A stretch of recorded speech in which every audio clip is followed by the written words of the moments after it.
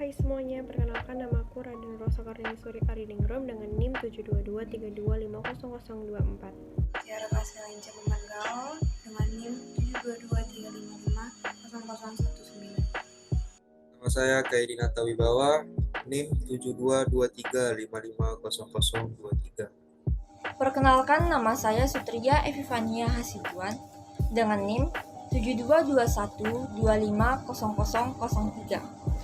Perkenalkan, nama saya Rukmasa Pemba dengan NIM 7221250006.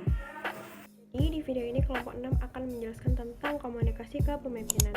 Jadi selamat menonton. Pengertian komunikasi, di mana komunikasi itu adalah sarana yang paling penting dalam hidup manusia dan unsur yang mendorong kemajuan peradaban manusia. Komunikasi sendiri berasal dari bahasa Latin, yaitu communis, yang artinya sama, kemudian menjadi communication yang berarti pertukaran pikiran, kemudian diambil alih dalam bahasa Inggris menjadi komunikasi. Komunikasi itu adalah proses penyampaian informasi, pengertian, dan pemahaman antara pengirim dan penerima.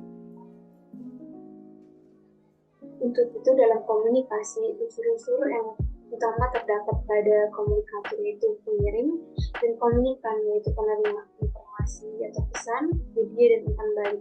Informasi dapat berupa simbol yang disampaikan melalui media seperti tertulis atau tidak tertulis maupun gambar-gambar. Umpan balik berguna bagi pengirim untuk mengetahui apakah informasi disampaikannya bisa dimengerti oleh si penerima sehingga ada kesamaan persepsi yang bisa dicapai. Kemudian yang kedua yaitu menciptakan iklim komunikasi terbuka. Pemimpin perlu mendorong dan menciptakan iklim komunikasi yang terbuka agar bahwa kami tidak segan-segan mempercayai pemimpin dalam menerima pesan apa saja yang disampaikan. Iklim komunikasi terbuka adalah iklim yang memungkinkan semua anggota memiliki ataupun memahami menerima semua informasi yang terdapat di seluruh bagian perusahaan, khususnya pada tingkat fungsional dan hierarki. Sedikit informasi yang datang dari pemimpin disaring dan ditulis secara selektif, tetapi pemimpin dengan kesadaran yang perlu membagi informasi tersebut pada bawahannya. Pada komunikasi yang terbuka, informasi mengalir kepadanya bebas dan bersifat transparan, sehingga setiap orang dari lingkup jabatan manapun dapat mengaksesnya. Kemudian, pemimpin harus menjiwai setiap ide-ide yang disampaikannya kepada bawahan. Pemimpin berkomunikasi tanpa mengenal batasan. Kemudian adalah komunikasi yang dilakukan pemimpin harus meliputi segala arah. Baiklah, saya akan melanjutkan materi yang ketiga, yaitu keterampilan mendengar bagi seorang pemimpin. Ada 6 proses mendengarkan. Yang pertama yaitu mendengar. Seseorang dapat dikatakan mendengar ketika telinga sudah menangkap suara. Yang kedua yaitu memperhatikan. Pada langkah ini, pendengar mulai berkonsentrasi pada suara yang diarahkan kepadanya dan memperhatikan pesan yang disampaikan oleh pembicara. Yang ketiga yaitu pengorganisasian. Setelah menerima informasi baru, akan terjadi proses integrasi informasi baru dengan data lama yang sudah ada di otak dan memilahnya ke dalam kategori yang masuk akal bagi pendengar. Yang keempat yaitu pemahaman. Penyortiran informasi dalam kategori harus mengarah pada pemahaman, yaitu dengan memberikan makna pada informasi itu diterima dan merenungkan tindakan apa yang harus diambil. Yang kelima yaitu mengingat. Penyimpan mengingat atau menyimpan informasi baru yang dipahami dalam ingatan jangka panjangnya. Dan yang terakhir yaitu menanggapi. Pada langkah ini merupakan langkah terakhir dari proses mendengarkan. Ketika mampu merespon dengan tepat, ini menunjukkan bahwa pendengar terlibat dalam percakapan dan memahami pesannya. Jenis-jenis mendengarkan. Ada 3 jenis-jenis mendengarkan. Yang pertama yaitu mendengarkan untuk kesenangan. Pada saat ini mendengarkan jenis ini banyak kita lakukan jika sedang mendengarkan musik, mendengarkan sebuah lagu, memperhatikan atau mendengarkan pertunjukan televisi dan siaran radio. Mendengarkan untuk kesenangan bertujuan untuk merealisasikan diri dari stres atau kebosanan. Yang kedua yaitu mendengarkan untuk mendapatkan informasi. Mendengarkan jenis ini dilakukan ketika kita ingin mendapatkan pengetahuan baru atau untuk memahami data-data baru. Sekali waktu kita sadar untuk mendapatkan informasi baru, mempelajari data-data tertentu yang belum kita ketahui.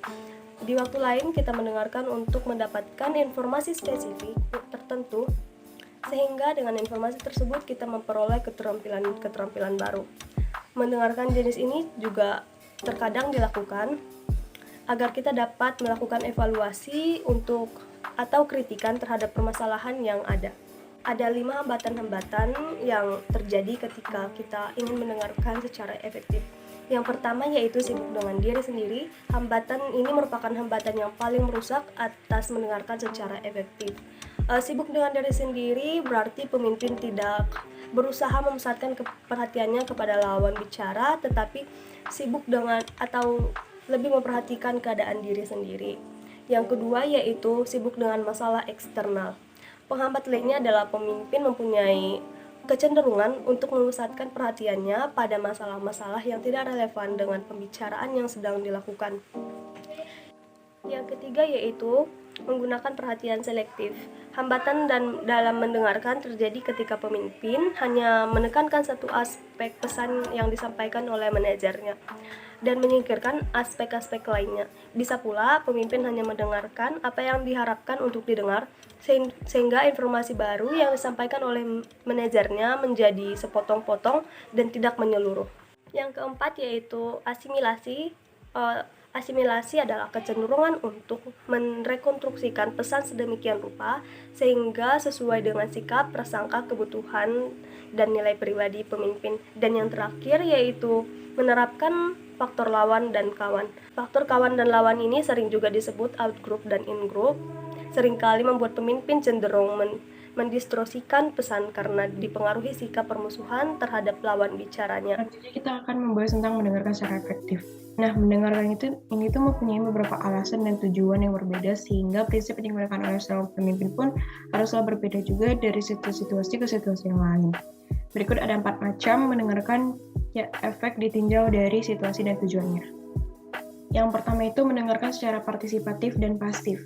Nah, kunci mendengarkan yang efektif itu adalah pemimpin harus berpartisipasi secara fisik maupun mental. Selain berpartisipatif, pemimpin juga harus mampu untuk mendengarkan secara pasif. Hal ini tuh berguna untuk mendorong para pembicara untuk menyampaikan gagasan ide-idenya dan menyampaikan perasaan yang terpendam. Jadi ada beberapa domain yang bisa digunakan oleh pemimpin dalam hal untuk mendengarkan secara partisipatif dan pasif. Yang pertama, berusaha mendengarkan, karena mendengarkan adalah kerja keras untuk berpartisipasi secara efektif. Yang kedua, lawanlah sumber-sumber gangguan sedapat mungkin. Yang ketiga, jangan melamun, membiarkan pikiran melantur, dan membayangkan peristiwa masa lalu. Yang keempat, gunakanlah waktu ketika pembicara berhenti sejenak untuk meringkas apa yang pembicara sampaikan. Yang terakhir, asumsikan bahwa apa yang dikatakan pembicara itu bermanfaat untuk kita. Yang kedua, ada mendengarkan secara empatik dan objektif. Secara empatik itu maksudnya pemimpin mampu untuk memahami perasaan dan pikiran pembaca dari sudut pandang pembicara tersebut. Selain mendengarkan secara empatik, pemimpin juga harus mampu untuk mendengarkan secara objektif, agar pemimpin dapat memahami perasaan pembicara dengan lebih rasional, alamiah, dan netral. Terdapat beberapa sarana yang dapat digunakan oleh pemimpin dalam hal untuk mendengarkan secara empatik dan objektif. Yang pertama itu lakukan dialog, karena komunikasi yang efektif itu tercipta dari proses dua arah yang saling seimbang dan terbuka. Yang kedua, pahamilah sudut pandang pembicara. Ketiga, anggaplah pembicara sebagai pihak yang setara secara status sosialnya. Yang keempat, berusaha untuk memahami pikiran dan perasaan lawan bicara. Dan yang terakhir, jangan bersikap mendengarkan untuk bertahan dan menyerang. Mendengarkan tanpa menilai dan mendengarkan secara kritis. Mendengarkan tanpa menilai adalah mendengarkan dengan pikiran terbuka. Maksudnya pemimpin tidak berasumsi dan berprasangka terlebih dahulu sebelum memahami keseluruhan pesan secara baik. Mendengarkan secara kritis akan membantu pemimpin menganalisis pesan yang diterimanya dan mampu mengevaluasi secara efektif dengan kaidah-kaidah ilmiah. Mendengarkan dengan pemikiran terbuka atau mendengarkan secara kritis bertujuan agar pemimpin lebih memahami pesan yang diterimanya dan mendorong pemimpin untuk secara aktif mengeksplorasi pesan yang diterimanya. Dengarkan secara aktif. Dengarkan secara aktif adalah kemampuan yang harus dimiliki seorang pemimpin untuk fokus ke pembicara, mengerti pesan yang disampaikan, memahami informasi dan menanggapi pesan yang disampaikan. Fungsi dari mendengarkan secara aktif agar pemimpin dapat memahami secara mendalam perasaan dan pemikiran pembicara. Dengan adanya komunikasi aktif yang terjadi, menghasilkan manfaat yang lebih besar bagi kedua belah pihak. Pemimpin mendapatkan pemahaman yang menyeluruh, sedangkan pembicara atau bawahan mendapatkan kepuasan atas penghargaan dan pengertian yang ditunjukkan oleh pemimpin. Kali ini saya akan membahas mengenai dialog dan diskusi. Yang pertama yaitu dialog. Dialog berasal dari kata dia dan logosyang yang berarti aliran makna. Pemimpin menggunakan dialog ketika proses komunikasi menghadapi hambatan seperti saling tidak memahami atau saling tidak menyetujui. Dalam berdialog, semua pihak harus dilibatkan untuk menciptakan kesamaan pengertian dan makna yang menyebabkan kesepakatan bersama. Dalam dialog, masing-masing pihak saling mengungkapkan perasaannya kepada orang lain dan berusaha menahan prasangka-prasangkanya. Hasil yang didapatkan dari proses dialog adalah hasil jangka panjang, pemecahan inovatif, makna yang dimiliki bersama, dan perubahan pola pikir. Syarat-syarat dialog yaitu mengerti dengan benar apa yang dibahas dari dialog tersebut dan memiliki kecakapan dalam melaksanakan dialog. Yang kedua, memiliki kehendak yang baik untuk mencari kebenaran dalam dialog. Karena itu, dalam mendengarkan dialog, sebaiknya harus bersikap terbuka, tidak berprasangka, dan tidak memihak. Dan yang terakhir, menciptakan suasana yang damai dan tenang, jauh dari emosi dan rasa paling hebat. Harus dapat menyampaikan gagasan dengan baik, jelas, dan boleh juga dengan semangat. Akan tetapi, dengan nada yang enak dan bijak, tidak dengan nada yang emosi. Selanjutnya, unsur-unsur dialog. Yang pertama, what? Apa yang sedang dibicarakan dalam dialog tersebut? Kedua, when? Kapan dialog ini dilaksanakan? Ketiga, where? Di manakah dialog tersebut dilaksanakan? Keempat, who? Siapa saja yang terlibat dalam dialog tersebut?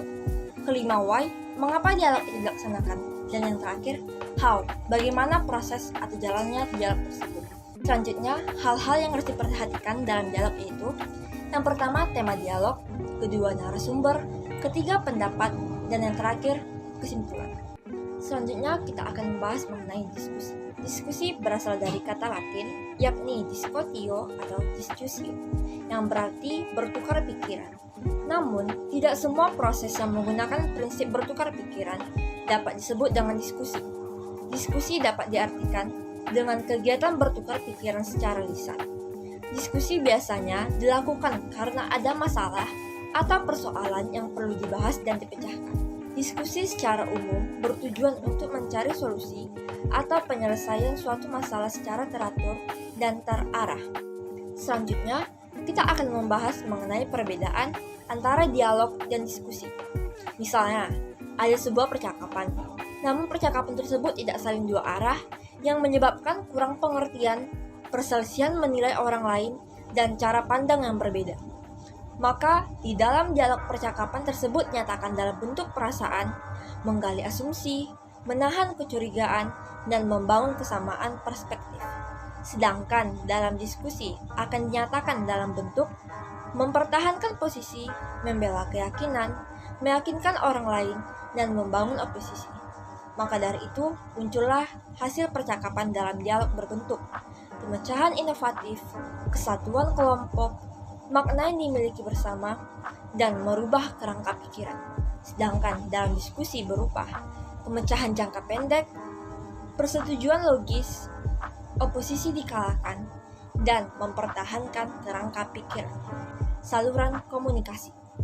Saluran komunikasi merupakan sebuah media di mana informasi atau pesan komunikasi dibawa dari pengirim kepada penerima. Pemimpin memiliki banyak pilihan dalam memilih jenis media komunikasi yang akan digunakan. Saluran komunikasi yang biasanya digunakan seperti berdialog tatap muka menggunakan telepon melalui surat ataupun memo. Saluran komunikasi yang efektif dilihat dari jumlah informasi yang dapat disebarkan dan dikirimkan selama episode komunikasi. Karakteristik saluran komunikasi yang efektif bisa dilihat dari: yang pertama, kemampuan untuk menangani beragam tipe dari pesan secara selimutan. Yang kedua, kemampuan memfasilitasi umpan balik dua arah. Yang ketiga, kemampuan membangun fokus personal dalam komunikasi. Selanjutnya kita masuk ke umpan balik. Jadi, pemimpin menggunakan umpan balik itu ketika ia ingin menyampaikan evaluasi dan komunikasi untuk menolong bawahannya atau organisasi belajar dan mengembangkan diri. Nah, biasanya hasil akhir dari umpan balik ini adalah perubahan, baik perubahan untuk kemajuan bawahan, pemimpin, dan organisasi di masa depan. Proses memberikan umpan balik ini mempunyai beberapa kualitas. Yang pertama itu kesegaran, yang kedua kejujuran, yang ketiga kepatutan, yang keempat kejelasan, yang kelima kepekaan, yang keenam dukungan, yang ketujuh keterbukaan pikiran, dan yang terakhir itu kespesifikasikan. Terdapat 4 elemen dalam proses terjadinya umpan balik. Jadi yang pertama itu observasi. Jadi observasi ini tuh berkaitan dengan kejadian, fakta, atau perilaku yang dimunculkan oleh bawahan atau organisasi. Yang kedua, asesmen, yaitu proses interpretasi perilaku atau kejadian yang diobservasi berdasarkan standar visi. Yang ketiga, konsekuensi, yaitu hasil atau akibat dari perilaku yang diobservasi. Yang terakhir adalah pengembangan, yaitu untuk meningkatkan perilaku atau mempertahankan perilaku. Selanjutnya adalah komunikasi informal dan formal. Kemampuan kepemimpinan dalam membangun komunikasi informal dan non-verbal sangatlah penting. Terkait dalam asumsi bahwa pemimpin dapat dijadikan contoh atau teladan yang dapat disebutkan atau dicontoh oleh para pemimpinnya, dapat bagaimana berperilaku, tindakan, serta sikap untuk menciptakan citra dan makna bagi para pemimpin. Pemimpin banyak menggunakan komunikasi informal, maka bawahannya akan menerima pesan dan simbol positif bahwa pemimpin selalu berusaha dekat dengan para bawahannya dan ingin berbagi pengalaman dan pilihan dengan para bawahannya. Bawahan akan memenuhi integritas dan komitmen pemimpin berdasarkan kesesuaian antara apa yang dikatakan secara verbal dengan apa yang dimunculkannya dengan tindakan non-verbal. Komunikasi formal itu komunikasi yang disetujui oleh organisasi itu sendiri yang berorientasi pada organisasi. Sedangkan komunikasi informal itu komunikasi yang disetujui secara sosial yang tidak berorientasi pada organisasi, tetapi berorientasi pada anggotanya secara individual. Ada pun 6 fungsi komunikasi non-verbal, yaitu yang pertama adalah untuk menekankan, yang kedua untuk mengangkati, yang ketiga untuk menunjukkan kontradiksi, yang keempat untuk mengatur, yang kelima untuk mengulangi, dan yang keenam untuk menggantikan. Baik, demikian hasil presentasi kami mengenai paparan materi komunikasi kepemimpinan. Atas perhatiannya kami ucapkan terima kasih. Mohon maaf apabila ada kesalahan. Terima kasih.